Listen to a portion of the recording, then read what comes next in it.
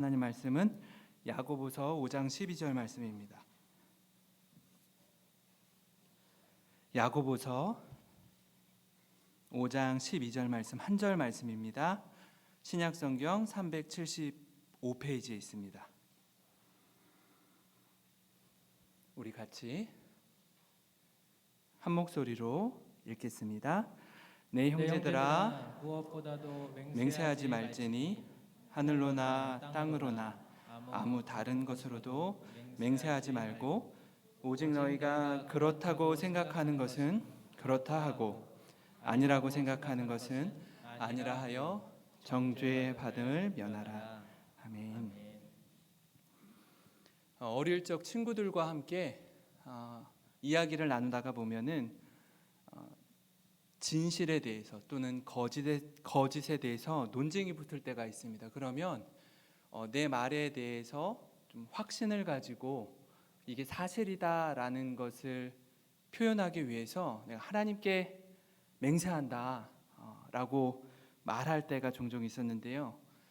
이렇게 말하는 이유는 내 말에 대해서 친구들이 믿어주지 않기 때문에 그렇습니다. 믿어주지 않는 이유가 있겠죠.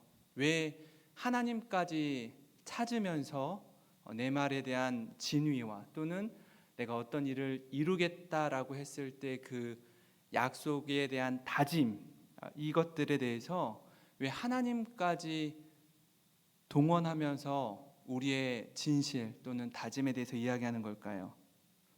아마 오랜 시간 친구들과 함께 하면서 말과 행동에 대해서 신뢰를 쌓지 못했거나 지금 하고 있는 말에 대해서 동의할 수 없거나 또는 이해가 안 될 때 그 이야기들을 믿지 못하는 겁니다. 그때 보통 우리가 하는 건 뭐냐면 나 자신보다 권위 있는 누군가, 뭐 부모님이 되었든 아니면 잘 알고 있는 유명인이 되었든 또는 더 높이 올라가면 하나님의 이름을 통해서라도 내 말이 또는 내가 경험한 것이 또는 내가 앞으로 행할 것이 사실이고 이걸 반드시 지킬 겁니다 라고 입증하려고 하는 겁니다. 그래서 또 어떤 때는 이렇게 말도 하기도 합니다. 이건 내가 한 말이 아니라 권위 있는 누가 한 말이라고 말하는 겁니다. 또는 이 말은 어떤 책에 나와 있는 말이라고 이렇게 말하면서 그 근거를 주장합니다. 이게 참 어려운 것 같습니다. 사람과 사람 사이의 관계에 있어서 우리의 실력이나 삶으로 증명하기 어렵다 보니까 하나님을 동원해서라도 사실임을 말하고 싶은 겁니다. 이런 삶을 살다가 보면 이 오늘 말씀이 딱 한 절 말씀을 읽었지만요, 제가 이 말씀을 묵상하면서 어떻게 말씀을 전해야 될까 고민을 하다가 앞에 있는 말씀과 뒤에 있는 말씀을 이렇게 살펴봤어요. 전후 문맥을 봤더니 고난 가운데 있을 때, 어려움 가운데 처해 있을 때 섣불리 하나님의 이름을 들어서 맹세하지 말라라는 말을 내포하고 있다라는 겁니다. 우리 삶도 마찬가지인 것 같습니다. 내가 고난 가운데 있을 때 또는 서로가 서로에 대해서 불신하는 상황 가운데 잠잠히 우리 삶을 좀 돌아보고 또 하나님 앞에서 우리의 연약함을 가지고 주님께 나아가며 자신을 살피고 또 기도하는 우리 사랑하는 모든 성도님들 되시기를 간절히 소망합니다. 특별히 오늘 말씀은요, 어떤 것으로도 맹세하지 말라라고 가르치고 있습니다. 맹세한다는 건 찾아보니까 그것을 반드시 지키겠습니다, 약속합니다 라는 뜻을 가지고 있습니다. 도쿄 올림픽이 한 100일 정도 남았는데요, 글쎄 원래 작년에 행사가 치루어졌어야 되는데 올해로 연기가 되었습니다. 또 연기가 될지 모르겠어요. 하지만 지금 약속상으로는 이제 한 100일 정도 남았습니다. 그런데 올림픽 할 때 보면은 선수단, 코치, 심판이 선서를 합니다. 어떻게 선서합니까? 경기에 임할 때 페어플레이 정신을 가지고 공정하게 정정당당하게 경기에 임하겠습니다. 선수들은 그렇게 말하고요. 심판은 공정하게 심판을 보겠습니다. 코치진은 잘 훈련시킨 선수들이 규칙을 잘 지킬 수 있도록 돕는 역할을 하겠습니다라고 공적으로 선서합니다. 많은 사람들이 있음에도 그렇게 선서를 하면서 경기에 임하는 이유가 뭐죠? 그렇게 지키기를 원합니다. 그렇게 경기에 임하겠습니다라는 뜻을 가지고 있습니다. 그럼에도 불구하고 도핑 테스트에 걸려서 금메달리스트가 금메달을 박탈당하는 경우도 있고요. 경기 규칙대로 임하지 않아서 중도 포기하는 경우도 있습니다. 관중들이 야유를 보내고 굉장히 수치스럽게 경기에서 떠나게 됩니다. 운동선수뿐 아니라 우리는 어떤가요? 그렇게 하나님 앞에서 다짐하고 맹세한 걸 완벽히 지킬 만한 힘이 없는 그런 연약한 자라는 사실을 우리가 잘 알고 있습니다. 맹세는 일반적으로 자신의 의도가 진실함을 증명하기 위해서 사람이나 또는 하나님께 요청하는 것이고 반드시 지켜야 합니다. 그래서 맹세한 다음에 이렇게 말해요. 내가 이렇게 하지 못하면 하나님이 내게 벌을 내리고 또 내리기를 원합니다. 사무엘상, 사무엘하 말씀을 우리가 성경 통독을 하고 있는데요. 다윗이 종종 이런 말을 하더라고요. 하나님께 맹세합니다. 하나님, 내가 이 사람을 나발을 찾아갈 때였거든요. 나발을 찾아가는데 이 사람을 가만두지 않겠습니다. 벌할 것입니다. 내가 가만두지 않겠습니다. 그렇지 않으면 하나님이 내게 벌을 내리고 또 내리시기를 원합니다. 이렇게 말합니다. 그 얘기는 뭐냐면 반드시 내가 말한 대로 지키겠습니다 라는 걸 확신하고서 말하는 건데요. 그럼에도 불구하고 오늘 읽은 말씀에 성경은 맹세하지 말라고 합니다. 제가 이 말씀을 묵상하면서 이 10절과 11절 앞절 말씀을 좀 한번 같이 보면 좋겠는데요. 형제들아, 주의 이름으로 말한 선지자들을 고난과 오래 참음의 본으로 삼으라. 보라, 인내하는 자를 우리가 복되다 하나니 너희가 욥의 인내를 들었고 주께서 주신 결말을 보았거니와 주는 가장 자비하시고 긍휼히 여기시는 이시니라. 이렇게 말씀하고 있습니다. 고난 중에 있을 때 너무 힘들다 보니까 우리 자신의 결백을 주장하기 위해서 하나님의 이름까지 동원하면서 맹세하지 말래요. 그리고 뒤에 나와 있는 말씀이 뭐죠? 맞으면 맞다, 아니면 아니다, 여기까지만 하라는 거예요. 정말 힘든 시간을 지나는 때에 이 뒤에 나와 있는 말씀을 보면 너희 중에 고난당하는 자가 있느냐? 그는 기도할 것이요. 즐거워하는 자가 있느냐? 그는 찬송할지니라. 이렇게 말씀합니다. 고난 가운데 있을 때 기도하라고 말씀하세요. 그 사이에 있는 말씀이에요. 왜냐하면 너무나 간절하기 때문에 하나님, 지금 상황이 너무 힘듭니다.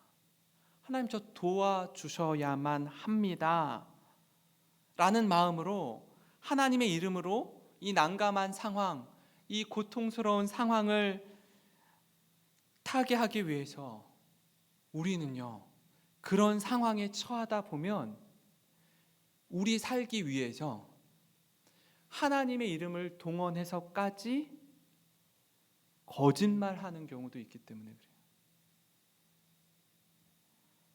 하나님, 제발 이번 한 번만 살려주신다면 이 죄로부터 돌이키겠습니다. 하나님, 이번 한 번만 살려주시면 제가 하나님의 영광을 위해서 살겠습니다. 제가 신앙생활 바로 하겠습니다.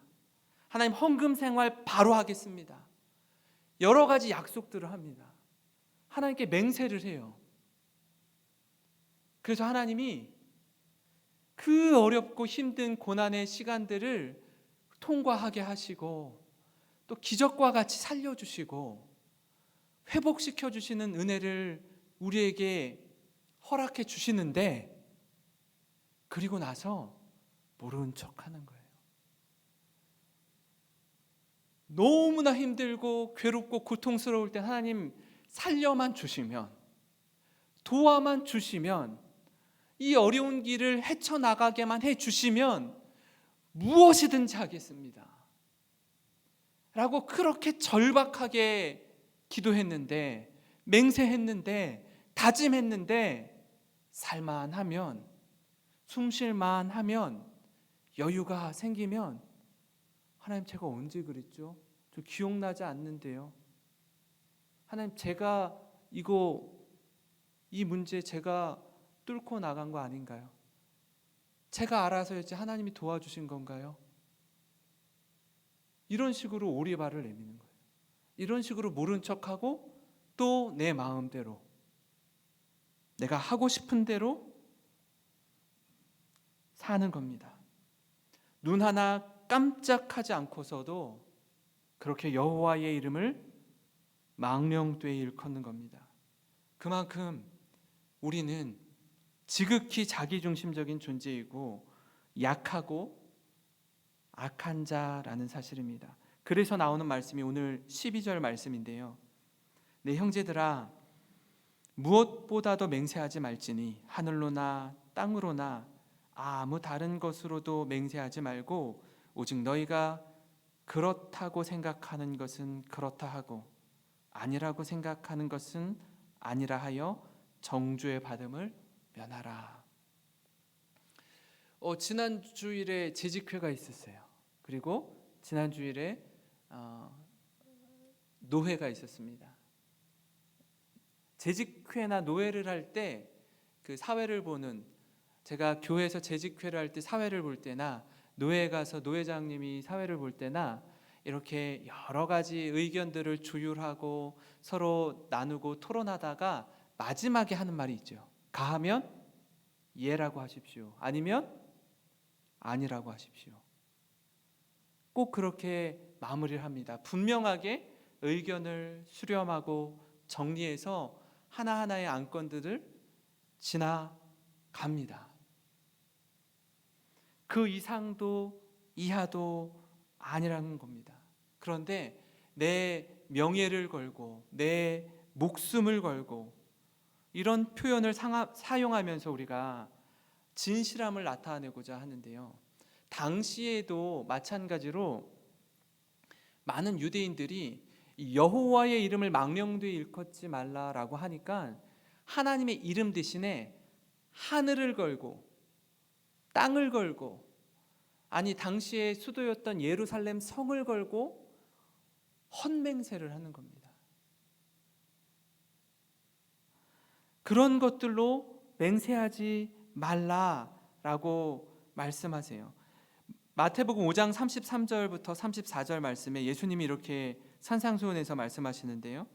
또 옛사람에게 말한 바 헛맹세를 하지 말고 내 맹세한 것을 주께 지키라 하였다는 것을 너희가 들었으나 나는 너희에게 이르노니 도무지 맹세하지 말지니 하늘로도 하지 말라 이는 하나님의 보좌이며, 우리 읽지 않지만 땅으로도 하지 말라 이는 하나님의 발등상이며, 예루살렘 성으로도 하지 말라 그것은 큰 임금의 성이요. 어떤 것으로도 그걸 붙들고 맹세하지 말라라는 거예요.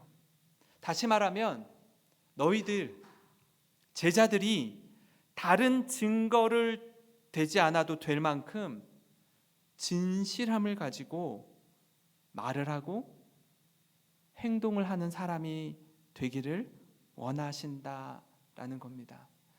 이 마태복음 5장 33절에 옛 사람에게 말한 바 헛맹세를 하지 말고 맹세했으면 지켜라 라고 한 그 내용이요, 레위기 19장 12절에 나오는데요. 너희는 내 이름으로 거짓 맹세함으로 내 하나님의 이름을 욕되게 하지 말라. 나는 여호와이니라. 거짓 맹세를 한다는 거예요. 맹세한 것을 지키지 않는다라는 겁니다. 그냥 그런 건 그렇다 말하고 아니면 아니다라고 말하라는 겁니다. 우리가 그런 경우가 굉장히 많죠. 살다 보면은 체면이 있고 예의가 있다 보니까 괜찮지 않은데 괜찮다라고 말하는 경우도 있고요. 마음이 너무 불편하고 힘이 드는데 아무렇지 않다라고 이야기하는 경우들이 있어요. 그리고 그 자리를 떠나서는 그 불편한 심기를 여기저기 나타내는 경우들이 종종 있습니다. 보통 이중 언어를 쓰는 거죠. 앞에서는 괜찮다라고 하지만 뒤에서는 괜찮지 않기 때문에 불편한 마음들을 이렇게 저렇게 이야기하는 겁니다. 그럴 때 우리가 지혜롭게 말을 하면 돼요. 이런 이야기를 들으니 사실 좀 마음이 편치는 않습니다. 정중하게 서로 상호 간의 예의를 갖춰서 이야기를 하면 그 앞에서 오해함 없이 서로 마음과 마음을 잘 풀고 이해할 수 있는데, 그렇지 않은 경우들이, 우리 이 한국 사회가 예의를 중요시 여기고 사람을 존중히 여기기 때문에 그렇다 보니까 어떻게 해요? 뒤에서 더 큰 문제들이 있는 거예요. 이렇게 아픔들이 있는 거예요. 그 이야기들이 분명히 돌아서 들어오거든요. 내 귀에 들리거든요. 그러면 이렇게 분명히 괜찮다라고 했는데 괜찮지 않은 거였구나. 그런 불편함들이 우리 안에 있는 겁니다. 그래서 말이 참 중요합니다. 이 말만 중요한 게 아니라 삶은 더욱 중요합니다. 수많은 그럴듯한 말보다 우리 삶이 믿음을 반영하고 있기 때문에 그렇습니다. 오늘 말씀을 통해서 좀 함께 나누고자 하는 두 가지 말씀은요, 첫 번째는 말과 행동에 진실함을 부여하자라는 겁니다. 대한민국 이 조선 시대 말기에 선교 초기에는요, 우리가 어디를 가든지 저 예수 믿는 그리스도인입니다 라고 이야기하면 예수님을 알지 못하는 사람들이 그리스도인이다라고 이야기를 하면 그것을 굉장한 보증으로 생각을 했습니다. 이 사람은 믿을 만한 사람, 이 사람은 최소한 거짓말은 하지 않을 사람, 뭐 이렇게 빌려준 돈을 떼이지는 않을 사람이라는 그런 좋은 평가가 있었습니다. 믿지 않는 사람들이 볼 때에도 그러한 모습들이 초기 그리스도인들에게 있었습니다. 그런데 지금은 어떻죠? 어디 가서 그리스도인이라고 말하는 것조차 부끄러운 세상이 되었습니다. 제가 어디 가서 목사라고 말하는 게 부끄러운 세상이 되었어요. 믿는 사람들이 더 악하고 지독하다라는 이야기를 듣습니다. 왜 그렇습니까? 입만 살아있지 삶은 엉망이기 때문에 그런 거 아닙니까? 말은 굉장히 논리적으로 잘하고 옳고 그름에 대해서는 누구보다 탁월하게 분별하는데, 그 말하는 당사자인 우리들이 그러한 삶에 조금이라도 살지 못하면서 말로 재단하고 평가하고 비판하는 그 모습이 믿지 않는 사람들의 눈에 보기에도 썩 좋아 보이지 않기 때문에 그렇습니다. 베드로전서 2장 12절 말씀 우리 좀 같이 한번 읽으면 좋겠습니다. 시작. 너희가 이방인 중에서 행실을 선하게 가져 너희를 악행한다고 비방하는 자들로 하여금 너희 선한 일을 보고 오시는 날에 하나님께 영광을 돌리려 하려 함이라. 아멘. 베드로 사도가 우리에게 이렇게 권면합니다. 예수 믿는 너희를 향해서 야 너희들은 악을 행하냐 어떻게 이렇게 참 못됐다 참 나쁘다 라고 비방하는 자들에게 그렇지 않습니다. 그렇지 않습니다. 우리가 예수 믿는 사람으로 이렇게 선을 베풀고 믿음을 지키고 세상에 말하는 도덕과 윤리 이상의 것으로 여러분들에게 선한 영향력을 끼치는 사람으로 서 있습니다. 이것으로 증명하라고 말씀하는 거예요. 우리는 주의 움직이는 교회라는 찬양을 제가 맨 처음에 한 거의 10년 가까이 전에 처음 찬양이 나왔을 때 듣고서 많이 울었습니다. 너무 은혜가 되고 적잖이 감동이 돼서 많이 울었습니다. 우리가 주님의 움직이는 교회라는 찬양이에요. 다시 말씀드리면 우리 영생교회당 이 공간 자체도 물론 교회이지만 좁은 의미의 교회로 볼 때에 이 자리에 계신 한 분 한 분의 성도님이 저를 비롯해서 모든 분들이 주님의 움직이는 교회로서의 삶의 현장에서 살아가야 할 아름다운 모습이 우리에게 있어야 한다라는 겁니다. 왜냐하면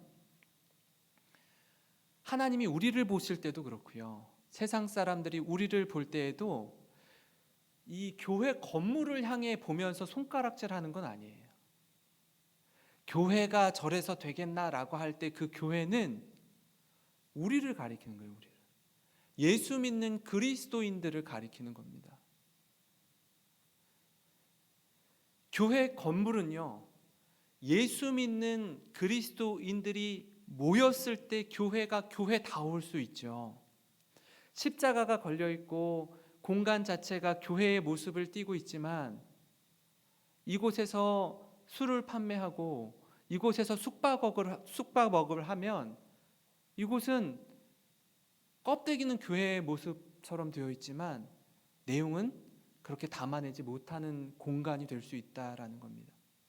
믿는 그리스도인이 이곳에 한 사람도 없다면 영생교회당은 교회로서의 본질, 가치를 잃어버리게 되는 것입니다.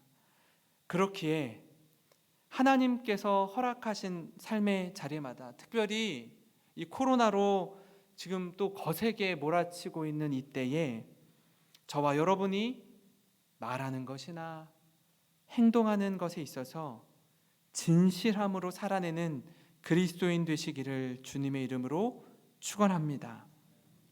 그래서 바라기는 최소한 예수 믿는다고 말하고 고백하는 우리가 속한 가정, 교회, 직장, 사업에 있어서 사랑이 싹트고 섬김의 아름다운 열매 맺기를 간절히 소망합니다.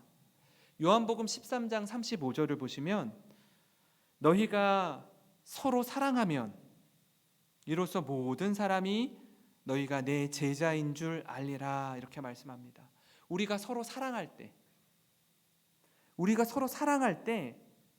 사람들이 하는 말이 저 사람들이 예수님의 제자들이구나. 그리스도의 제자들은 저렇게 서로 사랑하는구나 라고 본다라는 거예요. 사랑이 넘치는 교회, 섬김으로 지체를 세우는 교회, 말이나 구호로 외치는 것이 아니라 삶 속에서 그 사랑이 흘러넘치는 교회 되기를 간절히 소망합니다. 그래서 하나님이 정말 우리에게 원하시는 삶은 말이나 행동에 있어서 진실하게 살아갈 때, 그래서 뭘 굳이 다른 어떤 것, 심지어 하나님의 이름을 동원하지 않아도 삶으로 믿음을 증명하는 거룩한 그리스도인의 삶을 살아가게 될 줄 믿습니다. 그런가 하면 또 한 가지 말씀을 통해 깨닫는 건 뭐냐면요, 변명하기 위한 수단으로 하나님의 이름을 동원하지 않기입니다. 이 10계명이 1계명부터 4계명은 하나님과 인간과의 관계 속에서 사람이 어떻게 하나님을 사랑해야 되는지에 대해서 기록하고 있고요. 5계명부터 10계명은 사람과 사람 사이의 관계에 있어서 어떻게 서로 사랑해야 되는지에 대해서 기록하고 있습니다. 그 가운데 3계명에 이런 말씀이 있습니다. 출애굽기 20장 7절에 너는 내 하나님 여호와의 이름을 망령되게 부르지 말라. 여호와는 그의 이름을 망령되게 부르는 자를 죄 없다 하지 아니하리라. 이렇게 말씀합니다. 이름이라는 것이 존재를 나타내는 것이기 때문에 여호와의 이름을 함부로 부르지 말고 저주나 악담 또는 거짓말로 맹세하는 것에 도구로 사용하지 말라고 말씀하세요. 그럼 분명히 죄라는 것입니다. 레위기 24장 16절에도 이렇게 아주 엄중하게 말씀합니다. 여호와의 이름을 모독하면 그를 반드시 죽일지니 온 회중이 돌로 그를 칠 것이니라. 거류민이든지 본토인이든지 여호와의 이름을 모독하면 그를 죽일지니라. 이렇게 말씀합니다. 블레셋과 이스라엘이 그 전쟁의 항우를 벌이고 있을 때 블레셋 장군이었던 골리앗이 밤낮으로 나와서 이스라엘 군대를 모욕합니다. 공식적으로 모욕하는 거죠. 다윗이 이렇게 말합니다. 살아있는 하나님의 군대를 너희가 감히 모독하느냐. 이렇게 적극적인 의미에서 모독하는 것도 있지만 반대로 우리의 아주 곤란한 상황, 너무나 힘든 상황을 타개하기 위해서 어떻게 하든 내 한 목숨 살아보고자 핑계거리로 삼아 여호와의 이름으로 거짓 맹세하고 모독하는 것을 포함하고 있습니다. 그래서 이런 어려운 상황들, 하나님, 제가 하나님을 도구로 사용하는 일이 없게 해주십시오. 나와서 예배드리고 주님 앞에 물질을 드리고 삶으로 봉사를 하고 할 때 이 모든 것에 하나님, 내가 이만큼 했으니 이만큼 이상 주셔야 됩니다. 그렇지 않으면 저 예수 믿지 않겠습니다. 이건 믿음이 아닙니다. 이건 거래예요, 거래.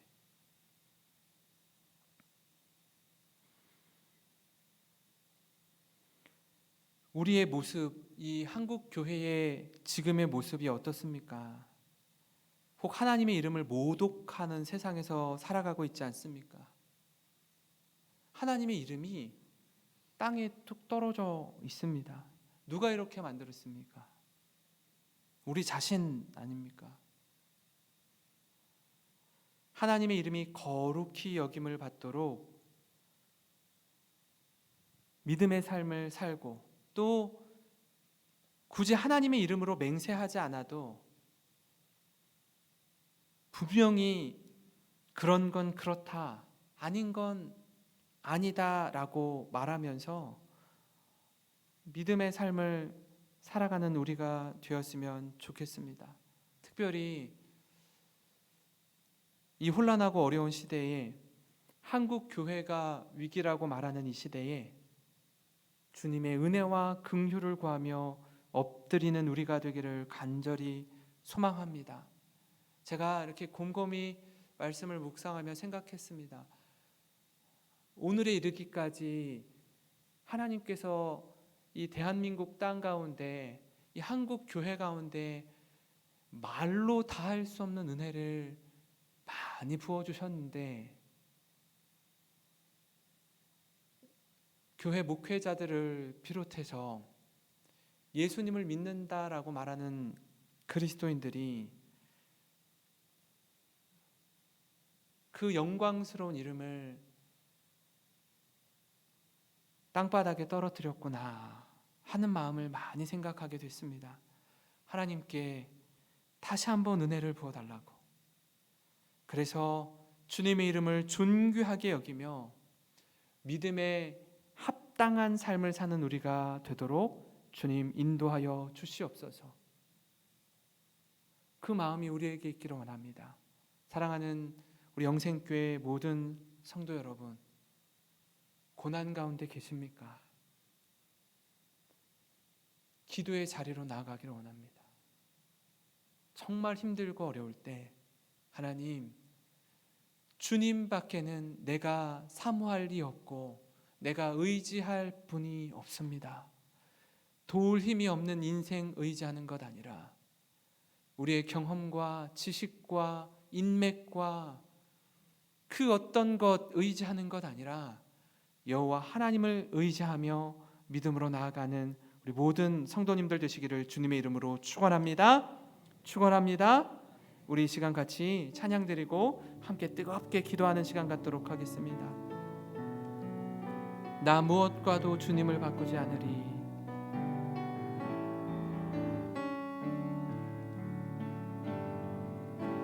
나 무엇과도 주님을